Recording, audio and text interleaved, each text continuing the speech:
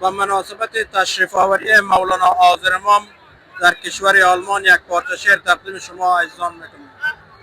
ای عزیزان، حضرت مولا به آلمان آمده است، بر دیدار محبان و مریدان آمده است. شارعیم نور علی از نسل پاک فاطمه، این همان نور قدیم از نزد یزدان آمده است.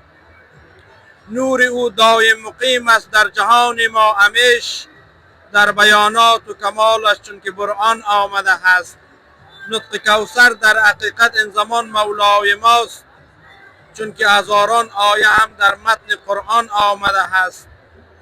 که این امام با کرامت از زمان مصطفی آشکارا و نیان در عصر دوران آمده است. منقریض هرگز نمی گردد چون نورش در جهان، رهنما بر مؤمنان خلق انسان آمده است.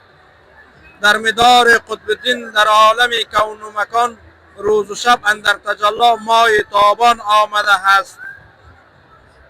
ای دلا درد و فراق و تلخی جان گذشت، چون که یوسف بار دیگر سوی کنعان آمده است. می شود مستنصر گاوی علی ذکر السلام، جلوه از لطف حق بر جمع یاران آمده است.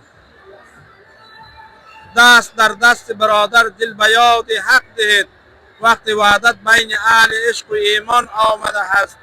گردشمی روی او پروانوار آید برقص، موسوم وصل و انگام گلستان آمده است. موسوم وصل است و انگام گلستان آمده است. این شعر زیبا از طرف برادر روحانی ما نسبت الله جان احمدی از ولایت بدخشان ولسوالی درایم تقدیمتان گردید.